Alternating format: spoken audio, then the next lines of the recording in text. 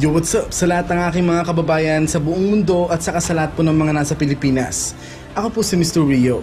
Shoutout sa lahat ng mga ka-DCW, Duterte Cyber Warriors, kina Master Salim Macdum, Morokini, Madam Marie, Don Fleming, Sir Jonathan Pili, at sa lahat ng mga tirador ng mga team pagbabago, at sa lahat ng mga Duterte groups and Duterte pages sa social media, at sa lahat ng mga nagpapa-shoutout. Baka po abutin ng kalahating oras ang video na to pag inisa-isa ko pa kayo. Kilala nyo na kung sino kayo. Shoutout po sa inyong lahat. At syempre, happy 2017 po sa inyong lahat. Pasensya na po kayo, di makapag-focus masyado sa paggawa ng mga video dahil medyo mahirap pagsabayin ang misyon at ang trabaho. Pero syempre para sa bayan at para sa presidente, lahat ay kakayanin. So I'm sure, alam nyo na ang balita tungkol sa Lenny Leaks and Lloyda Leaks, di ba? Well, di nagkamali ang prediction ko na sila ang may pakana ng mga kilos protesta, mga personal attack sa lahat ng mga ka-DDS natin, sa mga nang black na mga FB accounts na nang babatikos sa peking busy presidente nila, sa mga black propagandang pinapatelevise nila sa mga mainstream media na kinokontrol nila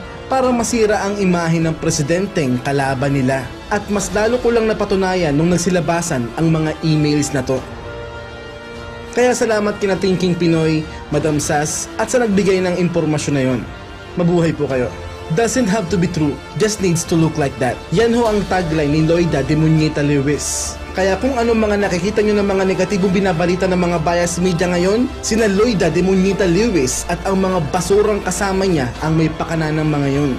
Makapangyarihan nga talaga ang demonyo na to dahil malakas ang kapit niya sa mga bangkerong kumukontrol ng pera sa buong mundo. Kaya nga patuloy ang pagbagsak ng piso laban sa dolyar. Sabi nila binabase ang pagtaas at pagbaba ng pera ng isang bansa sa pamamagitan ng ekonomiya nito. Pag malakas ang ekonomiya ng isang bansa, lalakas ang pera nito. Pero pag humina ang ekonomiya at nagkaroon ng digmaan o kaguluhan ng isang bansa, babagsak daw ang pera nito.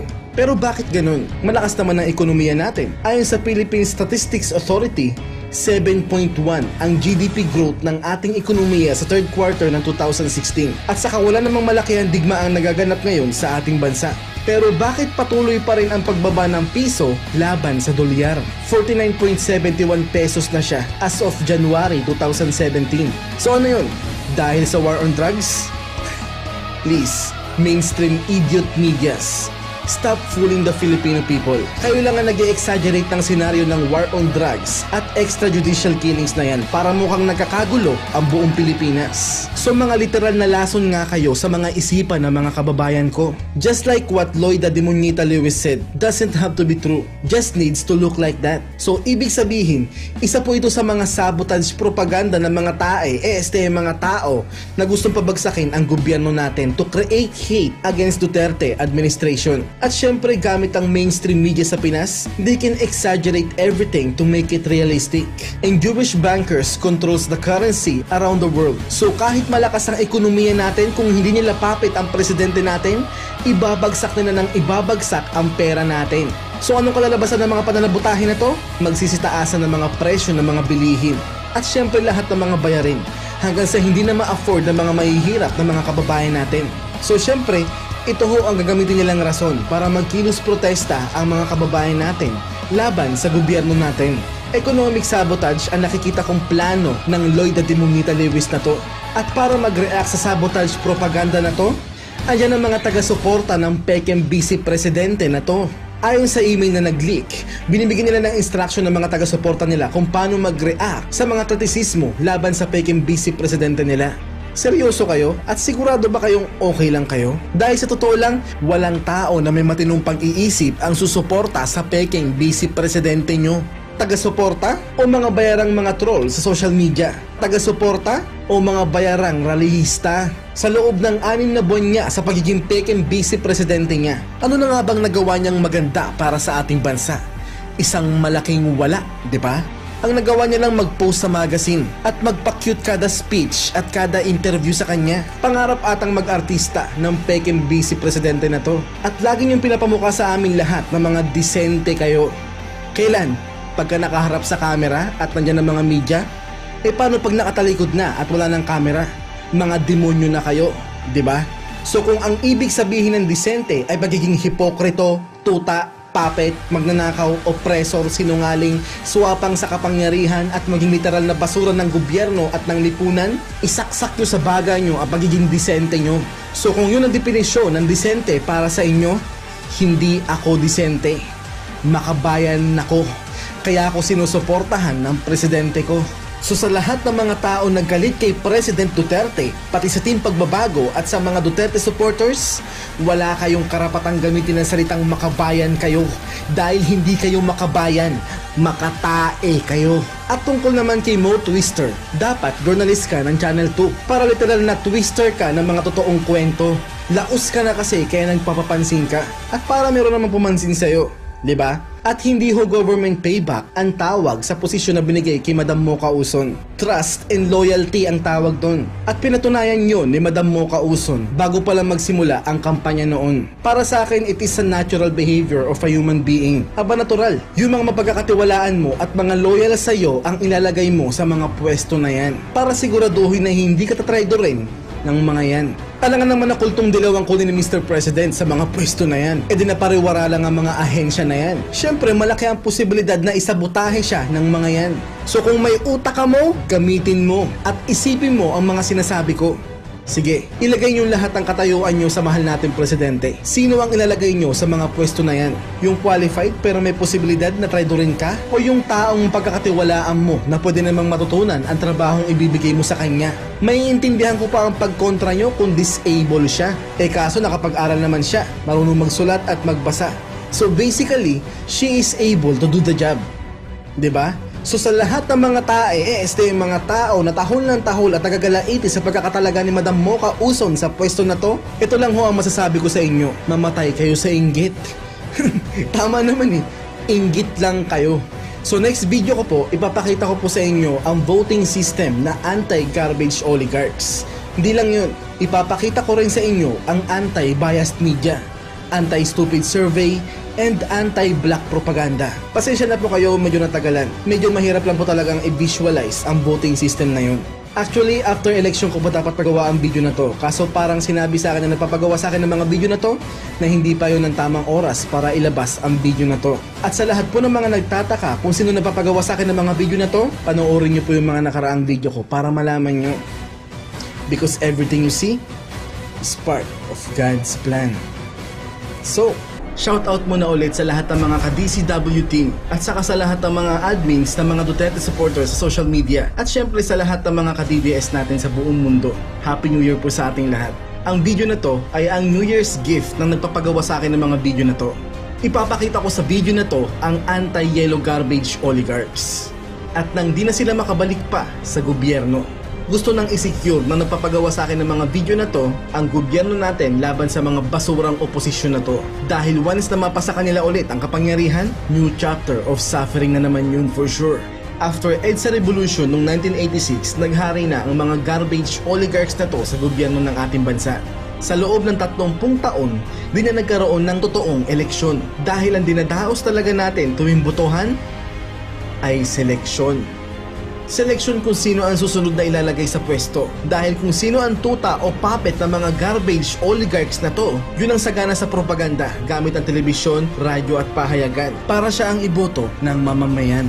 At pag di pa rin umubra ang propaganda, dayaan tactics na ang last resort ng mga oligarchs garbage na to. Yun yung dagdag bawas tactics or brown out palit balota magic. Just like election 1992. Pero di rin umubra ang propaganda nila dahil si Madam Miriam Defensor Santiago talaga ang gusto ng mga tao. So anong ginawa ng mga oligarchs? Siyempre, sangkaterbang brownouts daw ang nangyari ng mga panahon na yun.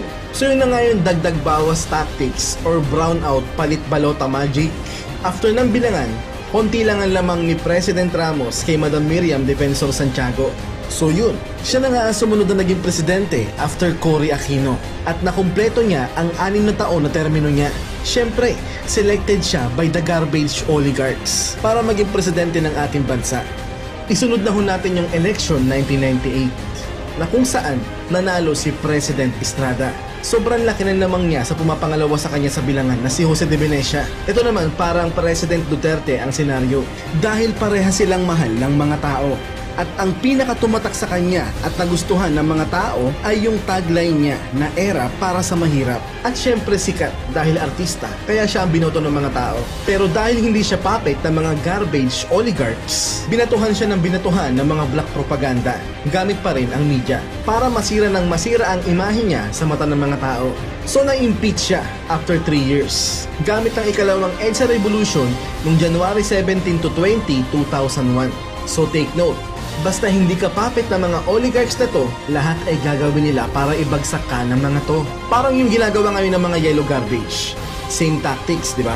Magkaiba nga lang ang binabato sa kanila to form a black propaganda. At nang ibagsak ang presidenteng kalaban nila. So ang pumalit ay ang vice presidente niya na si Gloria Macapagal Arroyo. Nung binabatuhan na ng mga black propaganda si President Estrada noon, nag-resign si VP Arroyo sa cabinet position niya as Secretary of Social Welfare and Development. Tapos, sumanib na siya sa lumalakas na oposisyon noon laban kay President Estrada. So yun, nung January 20, 2001, Arroyo was sworn into the presidency by Chief Justice Hilario Davide Jr. So obviously, she have been selected. So dapat siya pa rin ang manalo sa selection 2004. Pero di ba ang gusto ng mga tao noon ay artista ulit na si Fernando Poe Jr.? Ang dami nagsasabi na nagkadayaan daw noon. Kaliwat kanan din ang brownout ng mga panahon na yun. Well, isa rin ako sa mga saksi ng mga brownout na yan. Dahil syempre, buhay na rin ako ng mga panahon na yun. So, pag nag-brownout, alam nyo na ibig sabihin nun. Dagdag bawas and palit balota magic na ang kalalabasan nun. So, dikita-dikit talaga ang laban. 3.48% lang ang lamang ni President Arroyo kay FPJ. So, syempre, si President Arroyo na nga ang nagwagi ng selection na yun. And take note, nakumpleto niya ang kanyang termino kahit na napakarami ang nagreklamo at kahit na may mga ebidensya na nagkadayaan noong election 2004. Isa na sa pinakamatinding ebidensya ay yung Hello Garcia. Pero ang tibay, di ba? Hindi siya napatalsik sa pwesto kaya swerte niya. Ganun talaga siguro pag selected ka. And then after that, here comes the first automated selection noong May 10, 2010. Naimbento ang PCOS machine so they can easily manipulate the election by simply clicking, typing, and that's it. Mission accomplished. Di na kailangan ng dagdag bawas tactics or brownout palit balota magic. Computer lang, okay na, di ba? So bago mag-seleksyon, kaliwat kanan ng yellow propaganda nila at ginamit din ng mga basura na to ang pagkamatay ni Cory Aquino noong August 1, 2009 para patakbuhin ang anak nito na si Benigno Aquino III na wala namang nagawa sa pagiging pulpolitiko niya. Pero dahil umuulan nga ng mga yellow propaganda ng mga oras na yon at siya ang napili ng mga oligarchs, edi automatic yun na siya ang magwawagi sa paparating na automated selection. Aaminin ko, isa ho ako sa mga nabiktima nila. Isa ho ako sa mga mangmang at ignoranteng bumoto sa kandidato na to at pinagsisihan ko yun. So dahil puppet siya ng mga garbage oligarchs, syempre nakumpleto niya ang 6 na taon na termino niya. So here comes the 2016 selection pa rin kasi nandiyan pa rin ang PCOS machine eh. Ang talagang nakaset na sa PCOS machine na dapat na manalo ay si Mar Rojas at Lenny Lugao Robredo. Kaya nga overconfident silang sabihin na sila ang mananalo.